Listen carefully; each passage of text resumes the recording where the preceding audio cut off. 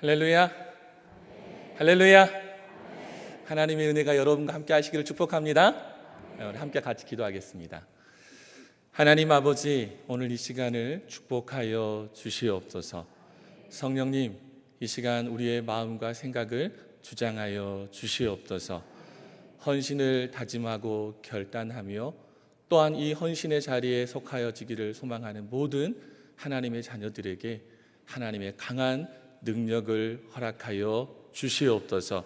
감사드리며 예수님의 이름으로 기도합니다. 아멘. 나정현 목사입니다.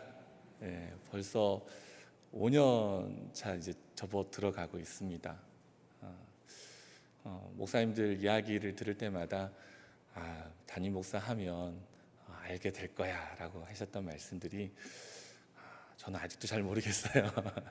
근데 많은 동역으로 기도해 주시고 또 격려해 주셔서 사역하는 교회가 또 견고해지고 또 어려움도 있었지만 그 어려움을 또 하나하나 극복해 나아가는 시간으로 나아가고 있습니다. 특별히 헌신의 퍼레이드에 부족한 저를 또 목사님 생각해 주시고 성도님들 생각해 주셔서 함께 말씀을 나눌 수 있도록 이 자리를 허락해 주셔서 너무나 감사드립니다. 부족하지만 들으시고 하나님의 음성으로 더욱더 견고해질 수 있는 우리 모두가 되기를 축복합니다. 우리 같이 말씀의 제목 같이 한번 읽겠습니다. 시작. 믿음대로 행동하라. 다시 한번 시작. 믿음대로 행동하라. 7여전도회가 헌신의 시간으로 결단하고 또 선포하며 나아가고 있습니다. 목사님께 전화를 받고 나서 이제 그 순서들을 좀 이렇게 봤어요. 그랬더니 참 역시 서문교회는 행복한 교회구나라는 것을 다시 한번 느끼게 되었습니다.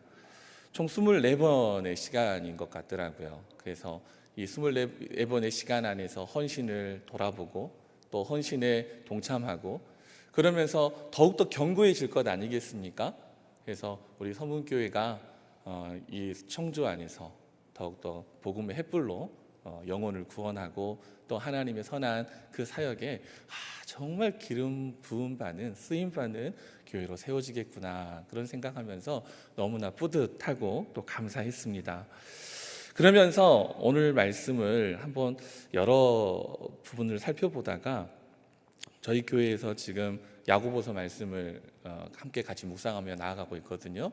그래서 이 말씀을 한번 같이 나눠보면 좋겠다 해서 오늘 본문을 택했습니다. 예수님을 믿는 후 우리는 하나님의 형상을 닮고 그래서 자라나기 시작합니다. 여러분은 하나님 믿으시죠? 예수님 믿으십니까? 예수님을 믿음으로 인해서 우리는 그분 안에 있는 성품을 닮아가잖아요. 바로 사랑, 그리고 겸손함, 기쁨, 그리고 감사의 열매가 우리 안에서 생기기 시작합니다. 이것은 하나님의 자녀에게 아주 자연스럽게 생기는 현상이에요. 누군가가 강요하지는 않습니다. 우리가 믿음으로 인하여서 얻게 되는 유익인 것이죠. 그래서 믿음은요 우리 안에서 아주 역동합니다. 아주 활기 있고요 생명력 넘친다라는 것이죠. 그래서 믿음 있는 사람들을 보게 되어지면 그 몸에 그 삶의 에너지가 가득 채워져 있어요. 그런데 믿음이 있다고 이야기하면서 실제의 삶을 돌아보고 들여다보게 되어지면 그렇지 않는 모습들이 보여지더라라는 겁니다. 왜 믿음이 있다고 하는데 우리의 삶 가운데 활력이 없을까? 왜 믿음이 있는데 하나님을 믿는 믿음이 있는데 우리에게 힘이 없을까? 왜 그럴까요? 한번 곰곰이 생각해 보면서 그 답을 한번 찾아보았습니다. 바로 믿음은 믿음이고 삶은 삶이기 때문이다라는 거예요. 믿음이 있다고 하면서도 어때요? 삶은 여전히 반복되어지는 어려움 가운데 생활하기 때문에 믿음은 믿음이고 삶은 삶이다. 예배드리는 자리 안에서는 찬송하고 또 목사님의 주옥 같은 말씀을 듣고 하니까 생기 넘치고 은혜 받아서 이제 승리하며 살아가야지 라고 하지만 우리의 삶의 자리로 들어가면 여전히 어려움과 또 답답함 속에서 잘 안 되는구나 그런 생각으로 인해서 어떻습니까? 믿음의 그 은혜가 우리의 연약함으로 뒤섞여져 버리더라라는 것이죠. 믿음이 삶을 이기지 못하기 때문에 그렇습니다. 우리 말씀을 같이 한번 읽겠습니다. 시작. 이와 같이 행함이 없는 믿음은 그 자체가 죽은 것이라. 그래서 야고보는요, 오늘 믿는 성도들에게 믿음이 있어야 한다라고 이야기합니다. 야고보의 핵심 키워드가 믿음 아니겠습니까? 그래서 이 믿음이 무엇인가? 이 믿음이 무엇인가? 우리에게 분명하게 가르쳐주고 이야기합니다. 믿음은 곧 행함이다. 믿음은 곧 행함이다. 그래서 행함이 없는 믿음은 나 자신을 속이고 있다라는 것을 반증해 주고 있어요. 왜 그렇습니까? 믿음이 가지고 있는 속성 때문에 그렇다라는 것이죠. 믿음에는요, 단순히 하나님을 믿는, 하나님은 어떤 분이시지라는 어떤 지식적인 알면서 멈추지 않는다라는 거예요. 믿음은요, 아주 활력이 있습니다. 생명력이 있어요. 힘이 있습니다. 그래서 이를 믿음의 역동성이라고 이야기하는 거죠. 믿음의 역동성. 그래서 우리가 하나님을 믿으면, 예수님을 믿으면 변할 수밖에 없어요. 변할 수밖에 없습니다. 어떻게 변하나요? 다이나믹하게, 아주 활력 있게, 생기 있게. 잠깐 좌우 옆 사람 한번 보시겠습니까? 네, 옆에 한번 돌아보세요. 생기가 느껴지시죠? 기쁨이 넘치십니까? 이렇게 한번 마스크를 썼지만 이렇게 한번 고백 한번 해봤습니다. 이렇게 주먹 딱 따봉하면서, 당신을 보니 힘이 납니다. 당신을 보니 힘이 납니다. 힘이 안 나세요? 우리는 볼 때마다 힘이 나야 돼요. 왜 그렇습니까? 예수님을 우리의 마음에 품고 있기 때문에 그래요. 우리가 하나님을 믿고 있는 하나님의 자녀이기 때문에 우리는 서로를 볼 때마다, 그리고 목사님을 볼 때마다 힘이 나야 돼요. 목사님을 보니 오늘 내가 힘이 넘쳐요. 집사님을 보니, 오늘 7여전도회를 보니, 야, 우리가 헌신해야겠다라는 그 마음이 뜨거워집니다. 왜요? 우리 안에 믿음이 있기 때문에 그래요. 서로를 볼 때마다 힘이 솟는 그러한 믿음의 성도가 되기를 축복합니다. 많은 믿음의 사람들이 있죠. 예수님의 제자들로부터 시작하여서 성경에 기록된, 그리고 우리의 주위의 삶에, 그리고 우리 좌우 옆에 계시는 믿음의 동지들이 있습니다. 그 중에서 한 분을 소개하려고 하는데, 바로 우리가 잘 아는, 손양원 목사님이시죠. 손양원 목사님은 사랑의 원자탄, 핵폭탄으로 유명하신 분입니다. 두 아들이 있었습니다. 자신의 목회의 길을 이어갈 아들이었죠. 그러나 한 공산당원의 청년으로 인하여서 무참히 살해되었던 아픔, 비극이 있었죠. 하늘이 무너지고 땅이 꺼지는 고통이었지만 오히려 그 두 아들을 죽인 공산당원 청년을 자기의 양아들로 삼게 되었다라는 그 사실을 우리는 다 알고 있습니다. 그런데 이게 어떻게 가능할까? 한번 궁금증이 다 내봅니다. 어떻게 이게 가능할까? 두 아들이에요. 한 아들도 아니고 두 아들이 동시적으로 죽임을 당했어요. 그리고 그 죽임을 당했던 그 청년을 자신의 양아들로 맞이했다라는 거, 이게 어떻게 가능할까? 정말 충격적이었습니다. 그런데요, 손양원 목사님이 9가지 감사 기도를 살펴보면서 그렇구나, 그럴 수 있겠구나, 그럴 수 있구나라는 것을 알게 되었습니다. 1번부터 9번째 감사의 기도 제목 가운데 7번째를 한번 캡처를 해놨는데, 나의 사랑하는 두 아들을 총살한 원수를 회개시켜 내 아들 삼고자 하는 사랑의 마음을 주신 하나님 감사합니다. 그런데 놀라운 것은요, 이 9가지의 감사의 기도의 제목 안에 항상 빠지지 않는 것은 바로 감사합니다, 감사합니다, 감사합니다라는 거예요. 여러분, 우리는 조금만 어렵고 내가 손해보고 또 내 마음을 힘들게 하면 우리는 감사하지 않습니다. 목사인 저도 마찬가지예요. 누군가가 제 가족을 공격하고 제 삶을 공격하고 제 마음을 아프게 하면 감사하지 못할 때가 정말 많아요.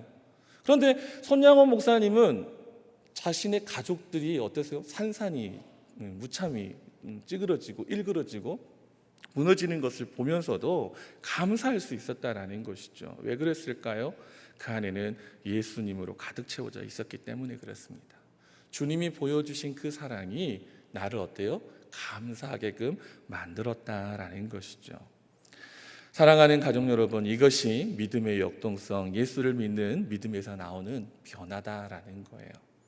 아는 것에서 멈추지 않고 아는 것에서 행동으로 이어지는 삶의 신앙, 그것이 온전한 믿음입니다. 그러면서 이 믿음이 과연 무엇일까라고 생각하면서 저는 한 단어로 바꿔보았어요. 이것이 헌신이구나. 아니라고 반문할 수도 있습니다. 그러나 저는 이것을 헌신이라고 생각을 해봐요. 그래서 믿음은 곧 헌신이다. 오늘 헌신을 다짐하는 7여전도의 회원 여러분, 그리고 함께 헌신의 자리에 서는 믿음의 가족 여러분, 믿음의 헌신으로 여러분의 신앙을 더욱더 업그레이드 시키는 저와 여러분 되기를 예수님의 이름으로 축복합니다. 헌신은 무엇입니까? 오늘 헌신을 다짐하는 7여전도의 회원 여러분, 여러분이 하고자 하는 헌신은 어떠하십니까? 성경에서요, 특별히 구약 성경에서 헌신이라는 단어를 한번 찾아보게 되었어요. 그랬더니 좀 많은 분량들이 있지만 크게 두 성경을 한번 보았습니다. 출애굽기 32장 29절에 보게 되어지면 우리가 잘 알고 있는 금송아지 사건이 있는 것이죠. 모세가 시내산에 하나님께 그 계명을 받으러 올라갔을 때 그 아래서는 난리법석이었잖아요. 광야의 금송아지 사건 이후에 이스라엘의 우상 숭배자들을 친 레위 족속들을 향해서 모세가 이렇게 이야기합니다. 오늘날 여호와께 헌신하게 되었느니라. 하나님 편의 선자는 이곳으로 와라, 이쪽으로 서라라고 했을 때 레위 족속이 섰어요. 그러면서 저들을 칼로 치라라고 했을 때 레위 족속들은 주저하지 않고 반역한 자들을 쳤습니다. 그러면서 오늘날 여호와께 헌신하게 되었다라고 선포하고 있어요. 여기서 헌신하였다라고 기록되어 있는 원어를 살펴보니까 밀루 에디켐이라는 말인데요. 이것을 직역해 보면 너희들의 손을 채웠다라고 이야기합니다. 헌신이라는 말이 너희들의 손을 채웠다라는 말로 바뀌어지니까 좀 도무지 이해가 잘 안 됐습니다. 그래서 같은 본문을 번역해 놓은 공동 번역 성경이나 표준세 번역 성경을 찾아보니까 공동 번역 성경에는 충성을 다하다라고 번역하고 있고요. 표준세 번역에서는 당신들 자신을 주님께 드렸다라고 번역하고 있더라고요. 그러니까 헌신이라는 말은 어떻습니까? 너희들의 손을 채웠다, 충성을 다하였다, 당신들 자신을 주님께 드렸다라고 번역하고 있어요. 사사기 5장 2절과 9절을 보게 되어지면 드보라의 노래가 소개되어지고 있습니다. 이 드보라가 즐거이 헌신한다라고 고백하는데 여기서 헌신이라는 말이 앞에서는 조금 다릅니다. 나다브라는 단어인데요, 이 말은 자원하다라는 의미를 가지고 있어요. 이것을 표준세 번역으로 보게 되어지니까 기꺼이 헌신하다라는 말로 번역하고 있더라고요. 또한 공동 번역의 성경을 보게 되니까 당시에 전쟁하는 가운데의 상황을 염두에 두어서 번역했는지 몰라도 스스로 전진하다라는 해석을 가지고 있어요. 무엇을 말하냐면 헌신은 누군가가 시켜서 누군가에게 등 떠밀려서 하는 억지로 수동적으로 움직여지는 행동이 아니다라는 거예요. 스스로 내 마음에 가득 채워졌기 때문에 어떻습니까? 그것이 자연스럽게 반응하는 거죠. 그래서 헌신은 무엇입니까? 여호와 하나님을 향한 능동적인 결단이요, 능동적인 행동이다라는 것입니다. 누군가가 시켜서 하는 게 아니에요. 내 안에 믿음이 생기면 누군가가 등 떠밀지 않아도 내가 그것으로 감사하고 기쁘고 감격해서 어떻습니까? 움직여질 수 있다라는 것이죠.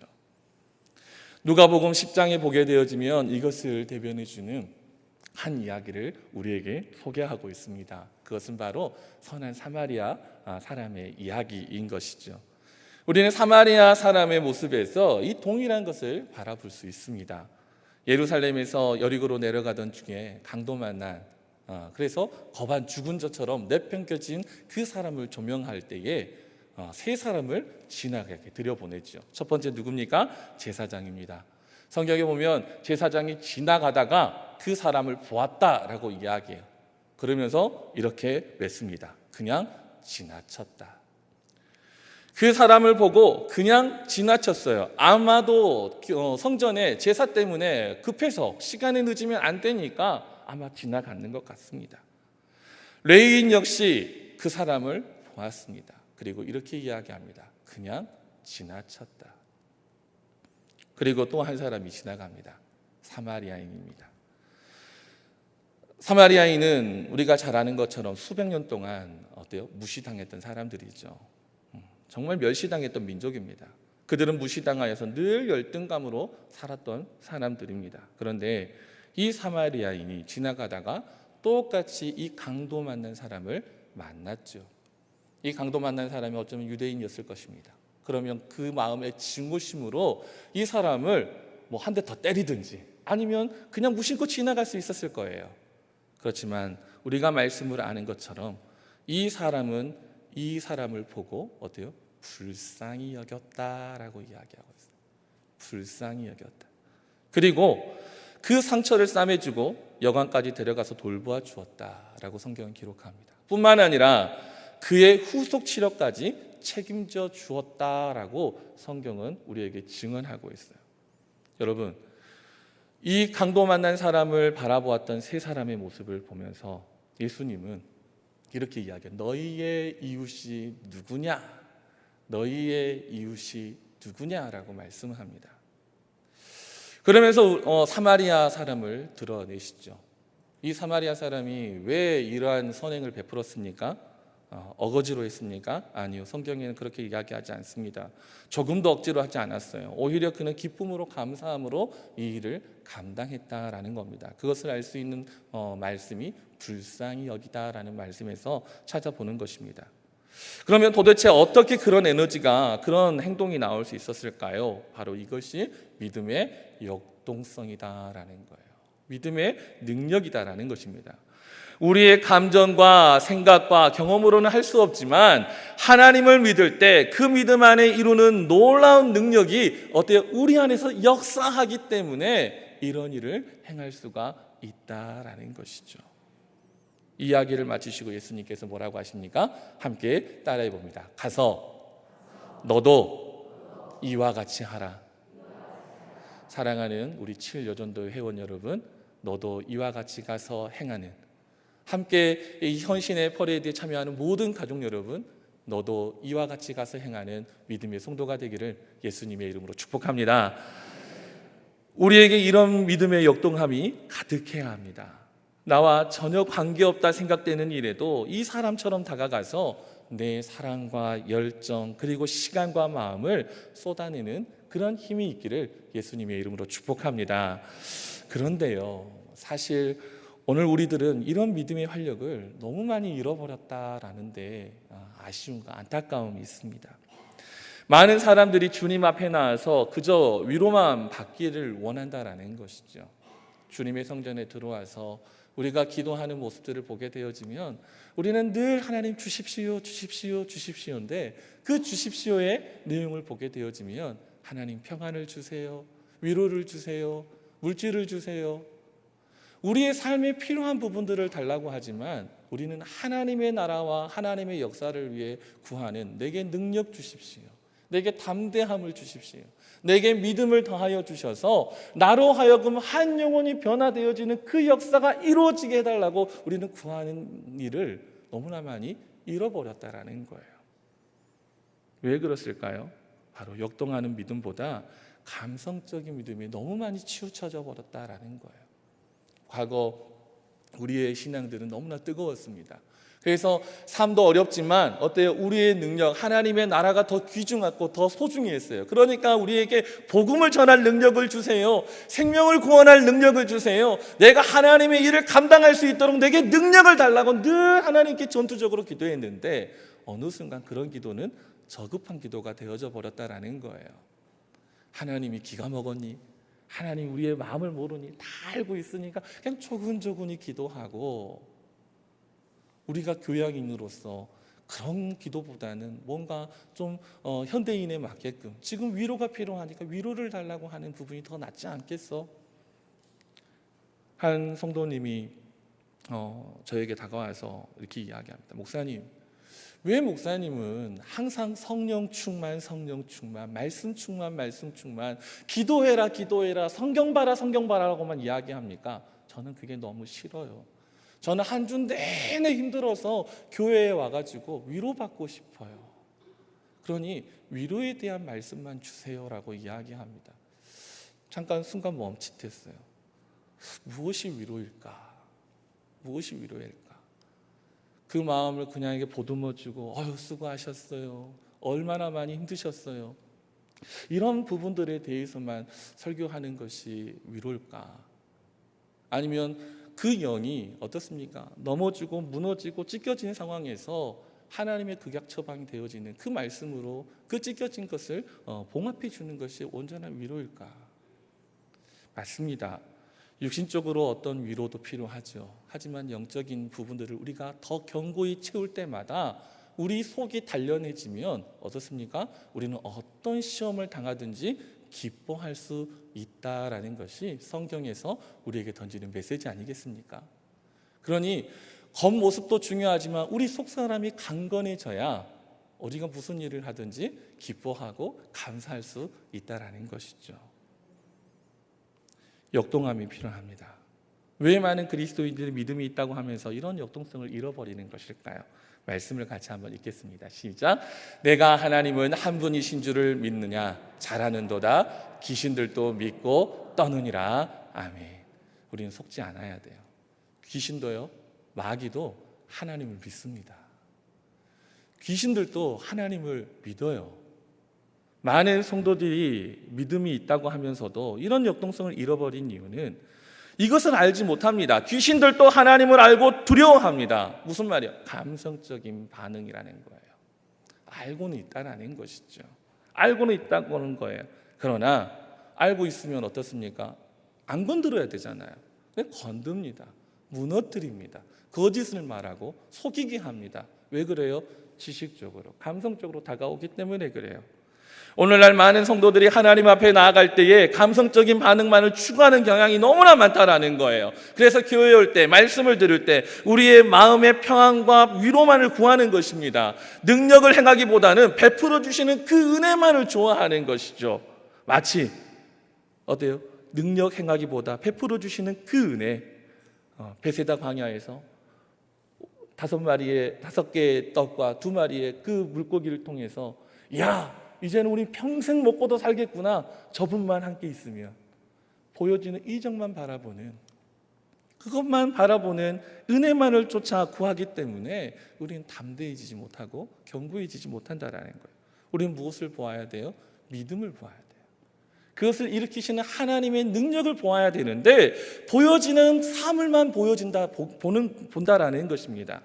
이러한 감성적인 믿음은 아무런 능력을 갖게 하지 못한다라는 거예요. 구약 창세기 13장 19장 말씀에 보게 되어지면 우리가 너무나 잘 아는 아브라함에 대한 이야기, 롯에 대한 이야기가 나옵니다. 아브라함과 조카 롯이 삼촌과 함께 가나안 땅에 왔죠. 얼마 후에 롯은 아브라함과 헤어져서 그 소돔과 고모라 성에 놓여지게 됩니다. 그 땅은 어떻게 이야기합니까? 아주 좋은 땅이죠. 보기에도 아름답고 또 풍족하고 편의시설이 가장 넘치는 땅처럼 보여집니다. 흡사 에덴 동산과 같고 애국과 같은 땅이 바로 소돔과 고모라 땅 같았어요. 기름졌지요. 하지만 소돔과 고모라는 이미 타락한 땅이었다라는 사실입니다. 보기에는 그럴듯해요. 내 것을 채워줄만 해요. 하지만 그 땅은 이미 타락한 도시였습니다. 그럼에도 롯은 그 타락한 도시에 머물기를 원했습니다.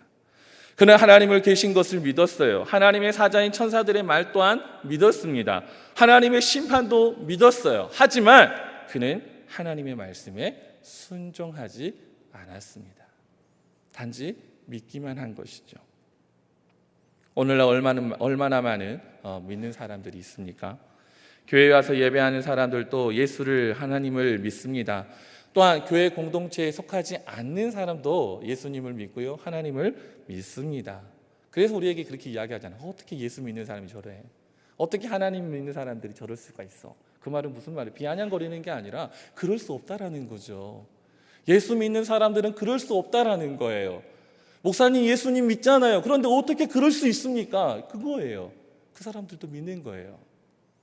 그런데 그 믿음은요, 그 존재에 대한 지식적이고 정보적인 믿음이다라는 거예요. 그냥 믿기만 하는 것입니다. 그러니까 믿음의 역사가 일어나겠냐라는 것이죠. 여러분, 성경은 얼마나 주옥과 같은 말씀을 우리에게 들려주고 있습니까? 얼마나 축복의 말씀을 약속하고 있나요? 여러분, 그 약속을 믿으십니까? 그 약속을 믿으세요? 그 약속대로 될 줄 믿습니다.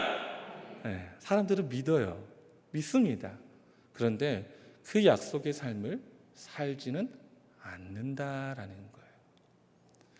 약속은 믿어요. 그런데 그 약속의 삶을 살지는 않는다라는 겁니다. 이유는 그 말씀에 순종하기에 부담이 되기 때문이다라는 거예요. 말씀은 너무 좋거든요. 오병이어 칠병이 얼마나 좋습니까? 죽은 자가 살아나는 거, 하나님의 역사가 임하는 거 얼마나 좋아요. 그럼 그 삶을 사십시오. 그거는 조금 확신이 없기 때문에 그래요. 그러니까 충성하지 않는다라는 겁니다. 여러분, 순종은요, 곧 충성이라고 이야기할 수 있어요. 왜 그렇습니까? 들음의 지식에서 삶이 반응하기 때문에 그렇다라는 거예요. 믿음은요, 순종으로 나아가는데 그 순종은 들음의 지식에서 삶으로 반응되어집니다. 곧 행함으로 움직여져야 되는 것이 믿음이고 순종이고 충성이다라는 것이에요. 그런데 수많은 믿는 사람들은 그저 믿기만 하고 듣기만 한다라는 겁니다. 믿기만 하고 듣기만 해요. 저희 교회가 골목 안에 있거든요. 십자가탑이 세워져 있어요. 교회를 청소하고 화단을 가꾸고 있는데 한 동네 분이 지나가면서 저희에게 그렇게 이야기합니다. 어머, 목사님이세요? 네. 어떻게 이렇게 젊으세요? 근데요, 교회가 있어서 그런지 교회 골목이 통로가 너무 환해 보이는 거예요. 참 좋습니다. 그런데 목사님, 질문 하나 드려도 되나요? 하십시오. 교회가 이렇게 많은데 왜 나라가 이럴까요? 참 마음이 아팠어요. 정말 마음이 아팠습니다. 교회는 많은데, 십자가가 이렇게 많이 세워졌는데, 믿는 사람이 이렇게 많은데 왜 나라가 이럴까요? 여러분, 그 답은 우리가 말하지 않아도 생각해 볼 수 있습니다. 많은 사람들이 하나님을 믿습니다. 그러나 움직여주지 않는다라는 거예요. 행함은 없다라는 것이죠. 행함의 충성은 없습니다. 혹시 우리도 지금 그렇게 하나님을 믿는 것은 아닌지 다시 한번 돌아보기를 부탁드립니다. 많은 믿는 자들 중에 단지 예수 믿고 천국만 가면 된다라는 사람들이 얼마나 많은지 몰라요. 뭐로 가도 서울로만 가면 되지 뭐. 천국 가면 되는 것 아니에요. 더 이상 강조하지 마세요. 저희 집사님 중에 한 분이 그런 이야기를 했어요. 목사님 오시기 전까지는 그냥 예배만 참석하면 다 되는 줄 알았어요. 그런데 목사님 오셔서 기도해라, 말씀 읽어라, 간절히 부르짖어라, 자꾸 구해라, 헌신해라라고 하니까 제 마음에서 분이 일어나는 거예요. 그래서 저는 교회 다른 데로 옮기려고 했어요. 그것이 저 부임하고 딱 3개월 후에 일어났던 반응이었습니다. 근데 왜 다른 데 안 가시고 교회에 계속 오시게 됐습니까? 신기하죠? 그럼에도 불구하고 제가 악착같이 예배의 자리를 지켰습니다. 믿어보려고 노력을 했어요. 1분도 기도하지 못했던 제가 목사님 기도하라고 하니까 통성으로 기도했더니 어느 순간 제 안에 믿어지기 시작하는 거예요. 그래서 제 마음이 기뻐지고요, 제 마음이 즐거워지고요, 말씀이 들려지니까 이제는 뭔가 해야 될 것을 찾게 되었습니다.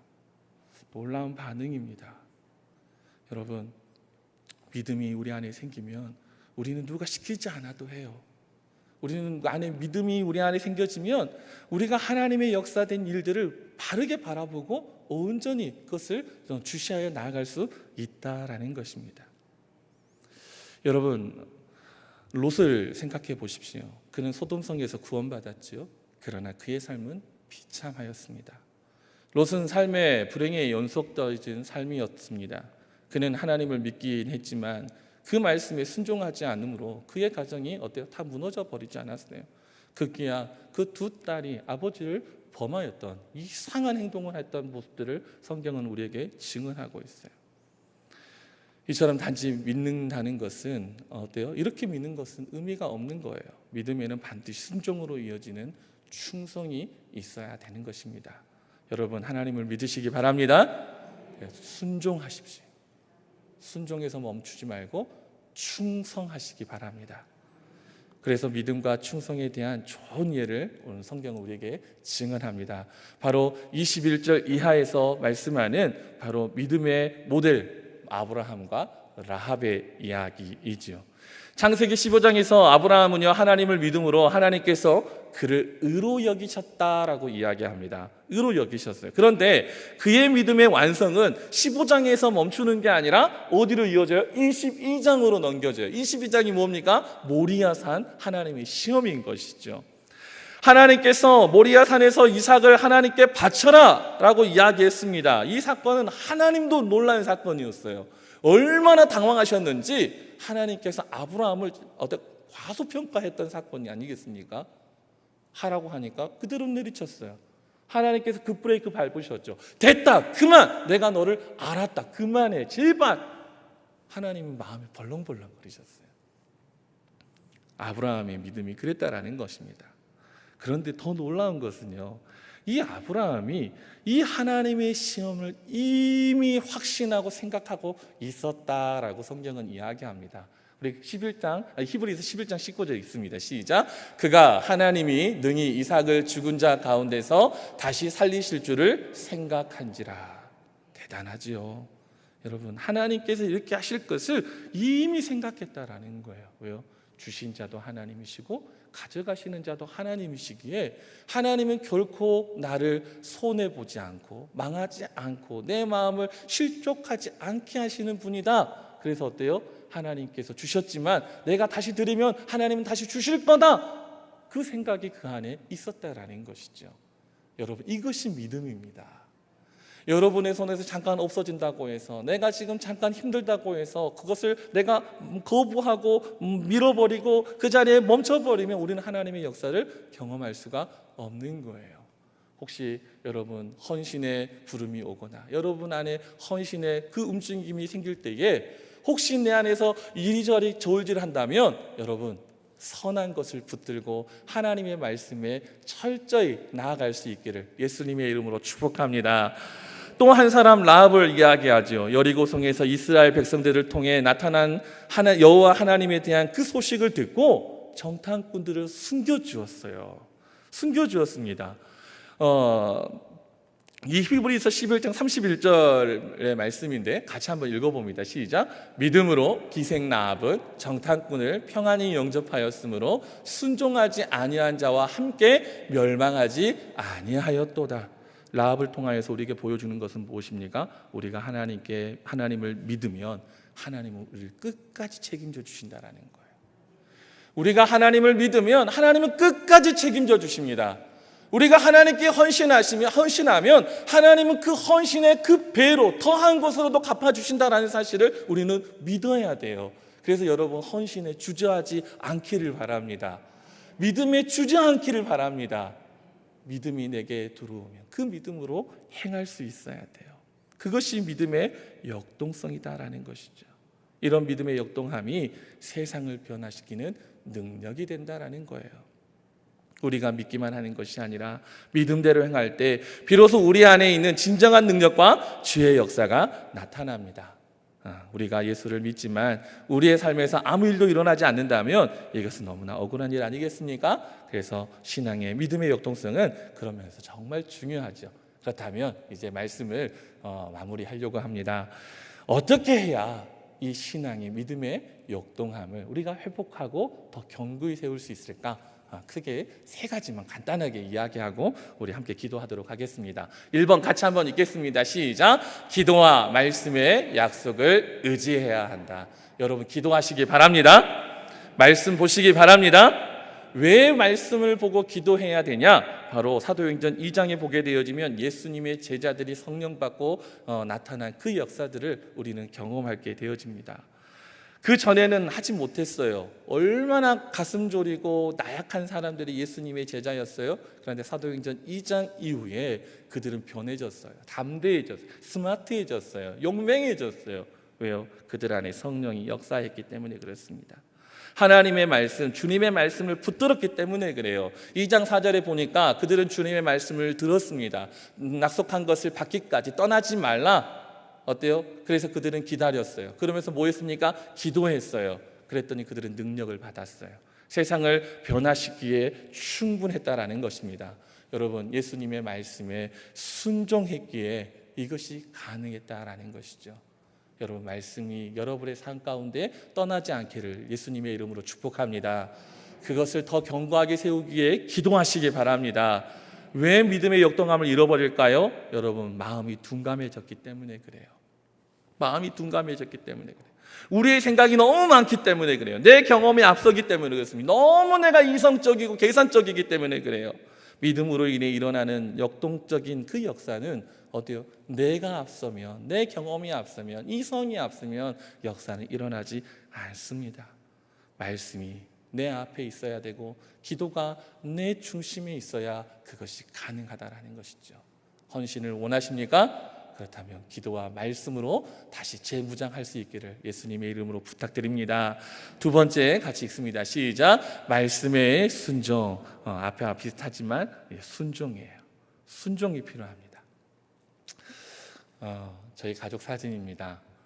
가족이 가운데가 아들이고 또 양옆에 딸인데 그래서 큰 딸이 6학년 이제 내년에 중학생입니다. 키도요 엄마보다 엄청 커요. 그래서 크니까 머리도 커져서 생각도 커지나 봐요.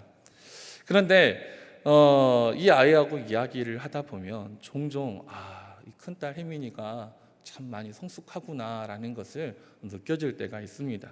그래도 아빠잖아요. 아빠의 권위가 있어요. 그래서 그 권위 때문에 반론을 제기하지 못하도록 제가 막을 때가 있어요. 말씀 좀 봐라. 성경 좀 보고 그리고 교회에서 예배 드릴 때 좀 너가 좀 바르게 다른 친구들의 모범이 되어줬으면 좋겠어. 똑같이 행동하면 아이들이 너를 보면서 배우잖아. 그러면서 제가 좀 조심스럽게 타이르기도 하고 강압적으로도 이야기를 합니다. 그때 아이가 그런데 라고 하면 제가 그것을 반론을 좀 차단할 때가 있어요. 아마도 아빠니까 어쩔 수 없이 네 알았어요 그렇게 할게요 라고 이야기하지만 아이의 눈빛을 보게 되어지면 아빠가 옳지 않다라는 그 생각을 하고 있는 것이 보여집니다. 하지만 저는 그냥 모른 척하고 지나갈 때가 많습니다. 왜 그렇습니까? 내심 기대하고 바라는 것이 있어요. 우리 혜민이가 큰딸이 아빠가 하는 말이 꼭 자기의 생각에 맞지 않더라도 따라오면 너는 바르게 설 수 있다라는 것을 제가 확신하기 때문에 그래요. 내 생각이 맞지 않더라도 그럼에도 불구하고 따라오기를 바라시는 것, 그것이 바로 하나님의 마음 아니겠습니까? 아이에게 그렇게 이야기를 하고 나서 잠깐 앉아 있을 때 제 마음에 이런 생각이 듭니다. 하나님도 이런 마음이시지 않을까? 하나님도 나에게 이렇게 이야기하는 것 아닐까? 지금은 꼭 내 생각에 맞지 않더라도 나를 믿고 따라와라. 지금은 연약하고 부족함이 있지만 그래도 나를 믿으니 나를 믿고 따라와라. 여러분, 우리가 하나님을 믿을 때 이처럼 하나님의 것이 다 이해되리라고 생각하시나요? 그렇지 않잖아요. 하나님을 이해하고 하나님을 믿는 사람은 없습니다. 그러나 그렇지 않을 때조차도 우리는 그분의 말씀을 순종할 필요가 있다라는 거예요. 이것이 신앙의 역동성을 갖게 한 것입니다. 손양한 목사님이 처음부터 자기 아들을 죽인 그 청년을 사랑할 수 있었겠습니까? 아니었을 거예요. 그는 처음에는 먼저 단지 순종하려는 마음뿐이었을 것입니다. 그러나 그렇게 순종하려고 할 때 진짜 그 사랑의 마음을 갖게 된 것이죠. 그것은 놀라운 일입니다. 이런 순종의 신앙의 역동성을 갖게 한다라는 것이죠. 마지막 세 번째 같이 읽겠습니다. 시작. 사랑합니다. 여러분 사랑하시기 바랍니다. 사랑하십시오. 사랑 안에 모든 계명이 다 있습니다. 우리는 예수 그리스도의 십자가 사랑을 받은 사람들이에요. 그래서 정직하게 그분의 사랑을 알면 우리는 사랑하게 돼 있습니다. 요한복음 13장 34절 35절에 보게 되어지면 예수님은 이렇게 말씀하셨어요. 새 계명을 너희에게 주는데 그것이 사랑이다. 너희가 서로 사랑하면 어때요? 이로써 모든 사람이 너희가 내 제자인 줄을 알 것이다 라고 말씀합니다. 여러분, 우리가 믿을 때 우리 안에서 하나님의 순기능의 그 역사가 드러납니다. 그래서 우리는 순종하고 우리는 충성할 수 있어요. 그러면서 우리는 하나님께서 약속하신 그 풍성한 사역들을 감당하는데 우리는 어때요? 그러면서 많은 사람들과 부딪히게 되는 것이죠. 그때 우리는 깨달아야 돼요. 주님이 나를 사랑하신 것 같이 이 사람을 사랑하면 우리는 섬길 수 있고, 교회를 사랑하면 교회를 섬길 수 있고, 목사님을 사랑하면 목사님을 섬길 수 있고, 이웃을 사랑하면 이웃을 내 몸과 같이 사랑할 수 있다라는 거예요. 그것이 헌신입니다. 그것이 믿음이에요. 그것이 믿음으로써 일어나는 신앙의 역동함이다라는 겁니다. 하나님은 우리의 믿음을 통해 새로운 일을 행하심을 믿으시기 바랍니다. 그것은 우리로 말미암은 것이 아니라 하나님으로부터 임한 것이다라는 거예요. 이러한 믿음은 감성적인 믿음이 아니라 역동적인 믿음입니다. 단지 마음의 위로를 위한 믿음이 아니라 무엇인가 위대한 역사를 이루는 믿음이라는 것이죠. 이런 믿음의 역사를 누리기 위해 우리는 말씀과 기도의 생활에 전념해야 되는 것입니다. 그리고 순종하는 삶을 살아야 되는 것이죠. 그리고 사랑하는 결단이 필요합니다. 그럴 때 주님께서 우리를 통해 하나님의 역사를 이루어 가십니다. 이러한 은혜가 헌신을 결단하는 우리 7여전도회와 사랑하는 모든 믿음의 가족들 가운데에 역사하시기를, 가득하시기를 예수님의 이름으로 축원합니다. 아멘. 우리 같이 기도하겠습니다. 하나님, 우리에게 믿음으로 행할 수 있는, 또한 믿음의 역사를 경험하는, 하나님의 놀라운 일을 감당하는 그러한 믿음을 주시고 은혜를 주시고 능력을 달라고 우리 다 같이 주여 한번 부르고 같이 기도합니다. 기도하겠습니다. 주여, 하나님 아버지 감사합니다. 하나님, 우리가 주님을 믿지만 하나님 믿음으로써 하나님 지식적이고 어떠한 정보적인 것에 하나님 머물러 버리지 아니하고 하나님 내 안에 일하시고 역사하시는, 그래서 믿음들을 행하여 나아갈 때에 하나님이 그렇게 하나님 약속하심을 드러내심을 우리가 경험할 수 있는 하나님 믿음의 사람이 되게 하여 주시옵소서. 꼭 내 생각에 맞지 않더라도 하나님이 말씀하실 때에 우리가 기꺼이 따라갈 수 있는, 하나님 누군가가 나를 등 떠밀어서 어쩔 수 없이 나아가는 자리가 아니라 내 안에 그 믿음으로 인하여 역동케 하시는 하나님의 그 말씀의 음성에 순종하는 자가 되게 하옵소서.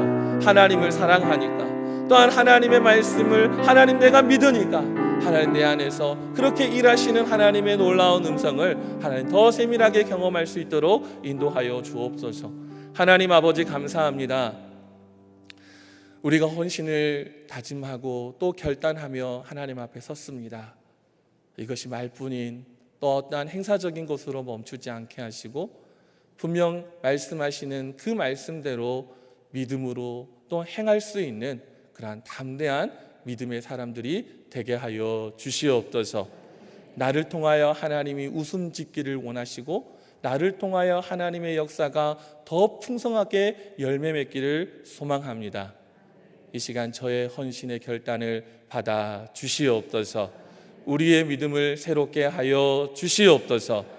우리의 충성이 하나님의 교회를 또한 하나님의 나라를 더욱더 확장케 하는 믿음의 동력이 되게 하여 주시옵소서. 감사드리며 예수님의 이름으로 기도합니다. 아멘.